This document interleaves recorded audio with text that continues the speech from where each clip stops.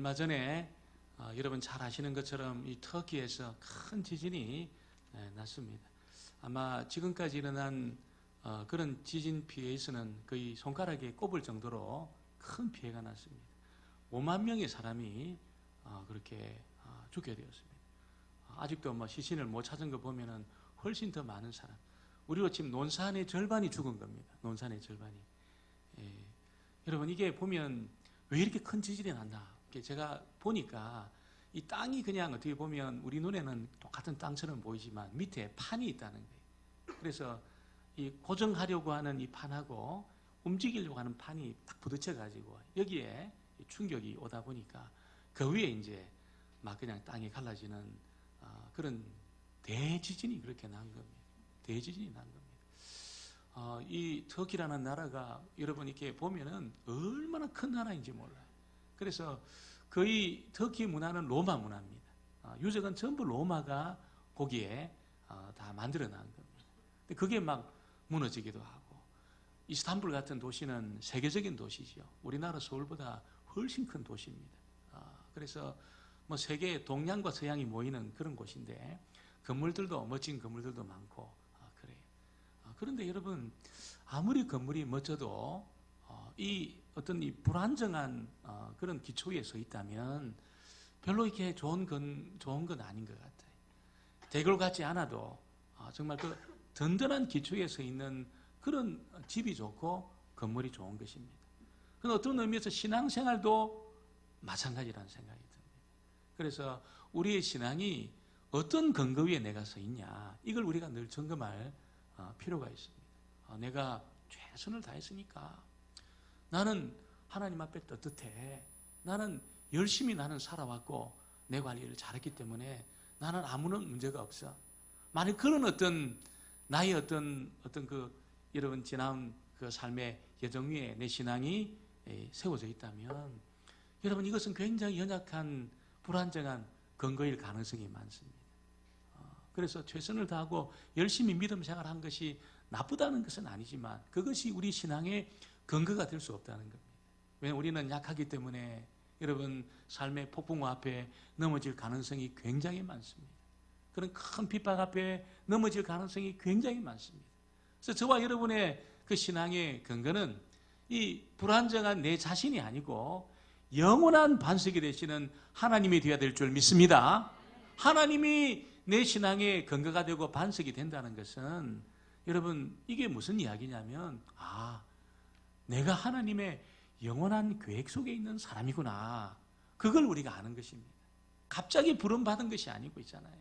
하나님의 여러분 너무나 오래된 그런 계획과 작정 속에 내가 있었다는 거예요. 그래서 하나님의 때에 내가 딱 때가 되었을 때 내가 하나님의 부르심을 입었다는 것이죠. 사도 바울은 어느 정도 기간을 이야기하냐면 장세 전에 이미 우리가 예정이 되었다는 거예요. 할렐루야. 장세전이 얼마나 오래된 시간입니까? 여러분? 이 세상이 만들어지기도 전에 하나님의 마음속에 저와 여러분이 다 계획이 되어 있었다는 거예요. 그러니까 우리가 하나님에게 얼마나 중요한 인물입니까? 그렇게 오랫동안 계획을 하고 여러분 우리에게 하나님 다가오셔서 우리를 하나님 백성 되게 한 거예요. 그래서 나의 신앙의 근거라는 것이 그렇구나. 내가 하나님의 영원한 계획 속에 있는 사람이구나. 정말 하나님의 영원한 작정 속에 내가 그렇게 서 있구나. 내가 하나님의 계획의 일부분이구나. 여러분 그것이 우리 신앙의 근거가 되고 기초가 되면 어떻습니까? 그 사람은 절대로 흔들리지 않는다는 거예요. 오늘 우리가 읽은 이 말씀에 보면 그 신앙의 근거가 굉장히 약했던 이 무리들이 나오고 있습니다. 이 무리들은 여러분 예수님이 행하시는 병자에게 행하시는 표적을 보았어요. 그래서 그거는 막 충격적인 표적입니다. 여러분 이 눈먼 자가 눈을 뜨고 있잖아요. 그냥 문둥병이 치료함 받고 한 번도 걸어보지 못한 안전병이가 벌떡 일어나 걷고 여러분 벙어리가 말을 하고 귀신이 쫓겨나고 각색병리에서 노임을 받는 그 모습을 보고 사람들이 충격을 받았습니다. 저분이 놀란 분이구나. 정말 나에게 있는 문제도 풀어낼 수 있겠구나. 그리고 예수님을 무리들이 따랐다는 것을 알려주고 있습니다. 2절에 보니까 큰 무리가 따르니 이는 병자들에게 행하시는 표적을 보았음이러라. 그래서 이 무리들이 나의 필요가 채워졌느냐, 나의 필요를 채울 수 있느냐 없느냐, 이것이 예수님을 따르는 근거였다는 겁니다. 근거였다는 거예요. 그러다 보니까 나중에 자신들의 어떤 이 생각, 그 계획, 예수님이 왕이 되면 우리가 한 자리 하겠구나, 어떤 그런 계획이 딱 틀어지니까 어떻게 되었습니까? 이 무리들이 폭도로 바뀌었습니다. 그리고 예수를 십자가에 못 박아라, 이렇게 여러분 외치는 그런 사람이 되어지게 되었다는 거예요. 그래서 내 필요가 채워지느냐 그렇지 않느냐, 여러분 어떤 근거 위에 이 믿음이 세워지다 보니까 이게 흔들리는 근거가 되고 약한 기초가 되어서 그들이 결국 무너지게 되었다는 것을 우리에게 알려주고 있습니다. 내가 어떤 기도 응답을 경험하고 내 병이 치료가 되고 내가 소원하는 것이 이루어졌다, 그것도 굉장히 중요해. 이것이 하나님의 부르심이 될 수 있고 하나님의 이끄심이 될 수 있습니다. 그러나 그것 위해서만 자꾸 설려고 하다 보면 어떻습니까? 그런 기도가 응답이 안 되고 내 필요가 채워지지 않으면 결국 그 사람은 무너질 가능성이 굉장히 많다는 것이죠. 약한 기초입니다. 흔들리는 기초입니다. 저와 여러분은 내 자신이나 내 필요가 아니라 바로 우리 하나님 위에 세워져야 될 줄 믿습니다. 내가 하나님의 계획 속에 있는 사람이다. 계획 속에 있다. 여러분 이것을 분명히 알게 될 때에 정말 주님이 죽으시고 살아나시고 부활하셔서 하나님 보좌 우편에 계시는 이 구원의 계획 속에 내가 들어있다는 거예요. 내가 속해 있다는 거예요. 얼마나 이것이 여러분 위대한 하나님의 그런 계획입니까? 그러니까 이런 계획 속에 내가 있다는 것을 분명히 알기 때문에 하나님은 도중에 나를 포기하지 않으셔. 하나님은 내가 고난 중에 있더라도 나를 그 구원을 취소시키지 않으셔. 여러분 이런 견고한 믿음 위에 서 있을 때 그 사람을 흔들 수 있는 사건이 없어요. 그 사람을 흔들 수 있는 사건이 없어요. 미국을 여러분 세웠던 그 청교도들이 여러분 플리머스 호를 타고 미국으로, 영국에서 영국으로 이 청교도들이 건너갈 때 굉장히 많은 사람이 죽습니다. 그 몇백일 동안 가다 보니까 여러분 이 풍토병에 걸리고 막 추위에 배고픔에 많은 사람이 죽었어요. 여러분 그 가정에 애가 안 죽은 가정이 없었어요. 그 가정에 남편이나 아내가 안 죽은 그런 사람이 없었어요. 다 그런 일이 있었습니다. 주님을 잘 섬기려고 그렇게 그들이 여러분 대서양을 횡단하면서 가는 도중에 병들어 죽고 여러분 굶어 죽고 추위에 죽고 그런 일이 일어난 거예요. 여러분 아니 도대체 이게 뭐냐, 하나님 살아계시냐, 어떻게 살아계시다면 이럴 수가 있나, 이렇게 불평이 터져 나올 법한데 그들은 여러분 그런 불평이 터져 나오지 않았어요. 오히려 그 미국에 도착해서 다 감사하면서 찬양하면서 예배를 드렸습니다. 왜 그랬을까요? 여러분 어떤 일이 일어나도 하나님의 계획은 실패하지 않는다는 것을 알았기 때문에 그런 겁니다. 그들이 배 위에서 그렇게 땅을 보지 못하고 죽었지만 하나님의 계획이 실패하지 않는다는 것을 알고 있었습니다. 그 신앙의 틀 위에 딱 서 있으니까 여러분 이 사람들이 흔들림이 없었습니다. 모세가 40년 동안 하나님 백성들을 광야에서 이끌면서 죽을 고생을 했어요. 죽을 고생을 했어요. 모세만큼 고생한 사람이 누가 있겠습니까? 그 200만 개의 불평을 다 받아냈습니다. 모세가. 여러분 그런데 결국 하나님이 뭐라고 이야기합니까? 너는 못 들어간다 그렇게 했어요. 여러분 모세가 가슴을 치면서 원통해하면서 억울해하면서 하나님 내가 여기까지 왜 왔습니까? 가나안 땅이 저 앞에 있는데 왜 내가 못 들어갑니까? 이렇게 불평하고 원망하지 않았어요. 왜 그렇습니까? 하나님의 계획은 절대로 실패하지 않는다는 것을 모세가 확신을 하고 있었다는 겁니다. 이런 사람을 흔들 수 있는 세상의 세력은 없습니다. 이런 사람을 흔들 수 있는 사건은 없습니다. 내가 병이 들었어 있잖아요. 이제는 내가 걷지도 못하고 내가 요양원에 들어가서 가족을 만나지도 못하고 여러분 그런 상황이 있다 하더라도 있잖아요. 이런 하나님의 계획은 절대로 실패하지 않아. 이 믿음 위에 서 있는 사람, 어떤 사람도 그 사람을 흔들 수가 없다는 것이죠. 오늘 저와 여러분이 그런 견고한 믿음 위에 세워지게 되기를 주의 이름으로 축원합니다. 그런 믿음 위에 서 있는 사람에게 하나님은 여러분 그냥 육적인 필요뿐 아니라 영적인 모든 필요를 채워내시고 그를 줄이지 않게 하시고 그를 목마르지 않게 하시고 그가 믿는 대로 온전한 목자가 되셔서 그를 이끌어 가신다는 겁니다. 오늘 여러분 두 번째 보면 여러분이 제자들이 당황해하면서 또 실망하고 있다는 것을 알려주고 있습니다. 제자들이 당황하고 실망하는 이유가 뭡니까? 지금 여러분 수천 명의 사람들이 남자만 수천 명이니까 여러분 지금 예수님 앞에 몰려오는 무리는 수만 명에 이릅니다. 많게는 10만 명까지 볼 수도 있습니다. 그렇게 어마어마한 무리들이 예수님에게 몰려오는 그걸 보고 예수님이 빨리 말씀을 끝마쳐가지고 그들을 식사 때 돌려보내야 되는데 그러질 않은 거예요.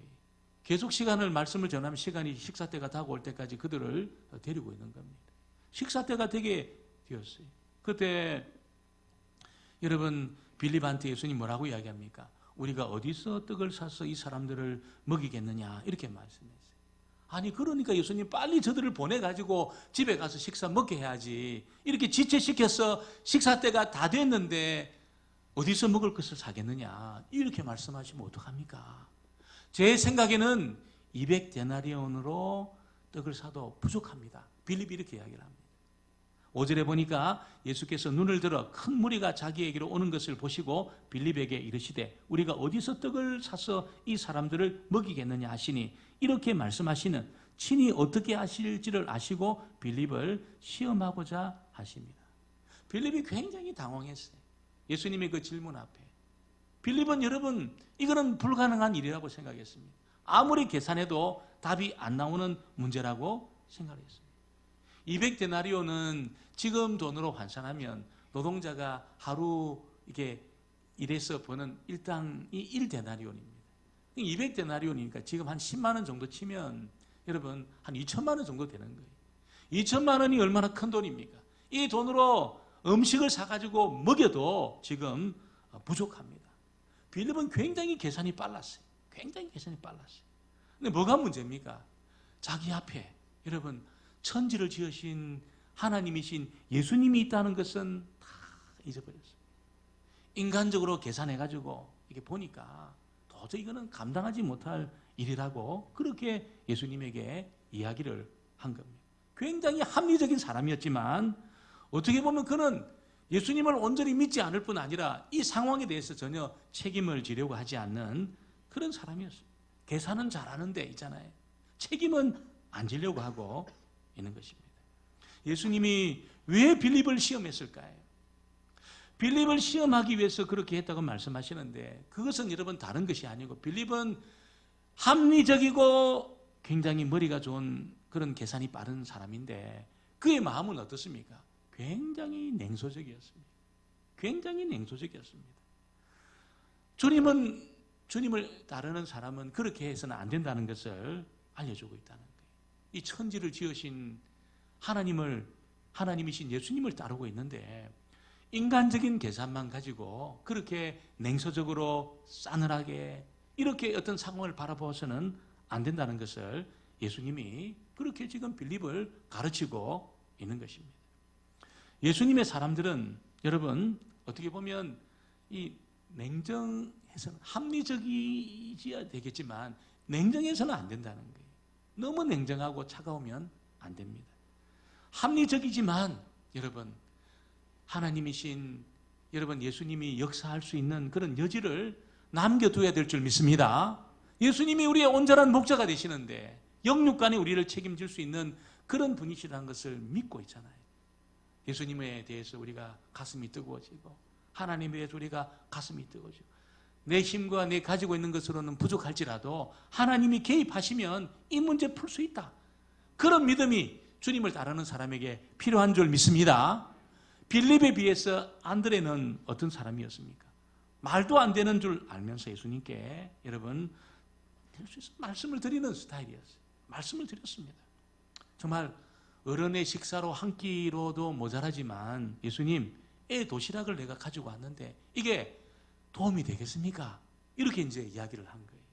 8절 9절에 보니까 제자 중 하나고 시몬 베드로의 형제 안드레가 예수께 여짜오되 여기 한 아이가 있어 보리떡 5개와 물고기 2마리를 가지고 있나이다. 그러나 그것이 이 많은 사람에게 얼마나 되게 사옵나이까. 아주 어려운 일이 뭡니까? 애 갖고 있는 음식을 빼앗아가지고 오는 게 어렵습니다. 애들은 잘 안 뺏깁니다. 아버지가 달라고 그래도 잘 안 줍니다. 우리 지난번에 우리 남전도 현신 예배 때 우리 최소감 목사님이 그 양파링을 이제 애가 좋아하니까 사가지고 그렇게 주고 이렇게 막 귀에도 걸고 코에 들고 놀이하다가 이제 먹으려고 양파링 좀 달라고 그러니까 그 여러분 몇 살 안 된 애인데 이걸 탁 잡아가지고 뒤로 딱 숨기더라는 거예요. 그래서 얘가 우리 그 친구 충격을 받았다는 거예요. 내 건데 내가 사준 건데 자기 거라고 탁 뒤에 감추는 것을 보고 야 이거 참 이 어떤 그 본성이 이렇구나 사람이. 여러분 애 도시락을 이렇게 가져온다는 게 참 어려운 일이에요. 안드레는 그렇게 했습니다. 애 도시락을 가지고 왔습니다. 가지고 예수님에게 여러분 이걸 올려드리면서 이게 도움이 되겠습니까? 예수님에게 도움이 되겠습니까? 애 도시락, 이 어른들이 먹기에도 턱없이 모자라는 애 도시락이지만 이거 도움이 되겠습니까? 그러면서 예수님에게 도시락을 가지고 왔습니다. 배고픈 무리들을 먹이는 일은 예수님의 일이고 자기가 뭐 할 수 있는 것은 충실하게 그냥 이 상황을 말씀드리고 애 도시락이라도 가져오면 된다고 이 안드레는 생각을 하고 있는 것이죠. 놀라운 사실은 여러분 예수님이 빌립의 어떤 제안을 받아들이지 않았다는 거예요. 200데나리온의 떡으로도 안 됩니다. 예수님 이 계산이 안 나옵니다. 이거는 예수님 실수한 겁니다. 빨리 돌려보냈어야 되는데 지금 이렇게 지체하는 것 때문에 이런 상황이 생긴 게 아닙니까? 이 합리적인 어떤 제안을 받아들이지 않았습니다. 그들에게 멀리 이렇게 보내지 않았습니다. 대신에 안드레가 가지고 온 작은 떡과 물고기로 예수님은 놀라운 기적과 역사를 행하신 것입니다. 예수님이 정말 바라보는 것은 다른 것이 아니고 다 계산해보고 도망갈 궁리를 다 마련해 놓고 그렇게 사는 것은 그렇게 따르는 것은 예수님을 온전히 따르는 것이 아니라는 것이.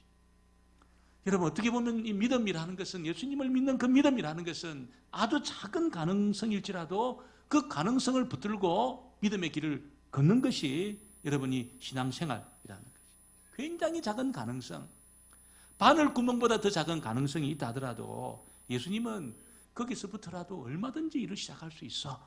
이렇게 믿는 것이 여러분 믿음의 길을 걷는 것입니다. 저희들이 정말 열심히 하고 최선을 다하지만 예수님이 역사할 수 있는 여지를 남겨놓는 것이 주님을 따르는 사람들의 여러분 모습이라는 것을 예수님이 말씀을 하고 있는 것입니다. 이렇게 주님을 따를 때 예수님은 뭐 하십니까? 그 믿음대로 여러분 그의 피로를 채우시고 그의 갈급함을 치료하시고 그에게 모든 것을 하나님의 그 자원을 부어주시는 그런 기적을 행하시는 줄 믿습니다. 이렇게 안드레가 가지고 온 애 도시락 가지고 예수님이 뭐 하십니까? 10절 11절은 같이 한번 보겠습니다. 10절 11절 같이 봅니다. 예수께서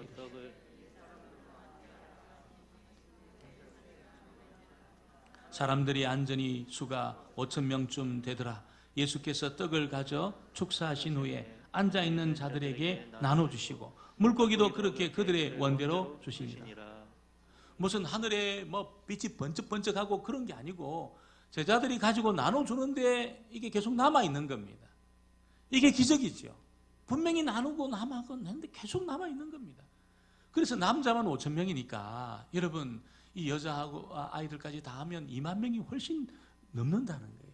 그런 사람에게 도시락 가지고 이렇게 나누는데 이게 줄어들지 않고 계속해서 공급하면서 여러분 그들의 원대로 배부르게 먹었는데도 불구하고 12광주리가 남았다는 거예요. 예수님은 천지를 창조하신 분인 줄 믿습니다. 여러분 이것은 예수님에게 어려운 일이 아니에요. 예수님 이런 일도 하실 수 있다는 거예요. 병자도 고치고 여러분 이게 죽은 나사로도 살릴 수 있는 그 예수님이 여러분 굶주려 있는 2만 명도 넘는 이 사람을 애 도시락 가지고도 얼마든지 먹일 수 있는 그런 능력이 우리 예수님에게 있다는 것을 믿으시기를 주의 이름으로 축원합니다. 이런 능력이 있는 것입니다. 여러분, 근데 예수님이 단지 배고픈 이 무리들을 먹이려고 이 보리떡 5개 물고기 2마리를 가지고 기적을 행하신 것이 아니고 하나의 사인으로 이런 표적과 기적을 행했다는 것을 알려주고 있는 것입니다. 우리가 오늘 읽지는 않았지만 요한복음 6장 35절에 보면 예수께서 가라사대 내가 곧 생명의 떡이니 내게 오는 자는 결코 줄이지 아니할 터이요 나를 믿는 자는 영원히 목마르지 아니하리라. 할렐루야.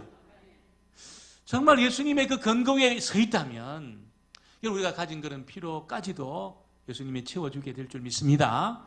내 피로뿐 아니라 내 영혼의 목마름과 내 영혼의 갈증까지도 여러분 얼마든지 여러분 채워줄 수 있는 그런 분이시라는 것을 알려주기 위해서 오병이의 기적을 예수님이 행하셨다는 것을 우리에게 말씀하고 있는 것입니다. 여러분 예수님을 따르면서도 목마른 분이 계십니까? 예수님을 믿으면서도 이 삶의 어떤 갈증을 가지고 있는 분들이 있습니까? 왜 이렇게 내가 행복하지 않고 내가 이렇게 컬컬하고 내가 답답한가? 여러분 내가 지금 어디 위에 서 있는지를 한번 살펴볼 필요가 있습니다. 내 피로 때문에 내가 움직이고 내 피로 때문에 내가 하나님을 찾는 것이 아니고 있잖아요.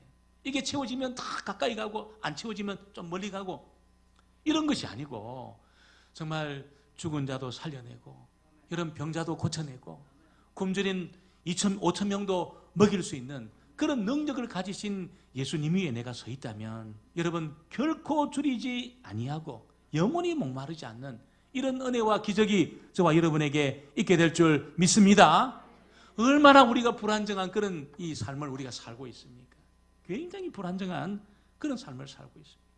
이런 상황 속에 여러분 떠내려가고 여러분 사라질 그런 것을 붙들고 흔들리는 근거를 붙들고 산다면 여러분 계속해서 불안할 겁니다. 계속해서 여러분이 넘어지고 떠내려가는 그런 일이 있게 될 것입니다. 이럴 때는 절대로 흔들리지 않고 절대로 망하지 않고 여러분 영원한 반석이 되시는 예수님 위에 저와 여러분이 세워져야 될 줄 믿습니다. 그 말은 다른 것이 아니고 내가 하나님의 그 영원한 계획 속에 있는 사람이야. 나는 하나님의 영원한 작정 속에 나는 선택받은 사람이야. 하나님의 계획은 절대로 실패하지 않아. 하나님은 나를 영원히 목마르지 않게 하시고 나를 결코 줄이게 하지 않는 그런 분이셔. 이걸 믿고 믿음으로 예수님을 따라갈 때 여러분 하나님의 그 온전한 계획이 나를 줄이지 않게 하시고 영원히 목마르지 않게 하시는 이 계획이 다 성취되게 되기를 주의 이름으로 축원합니다.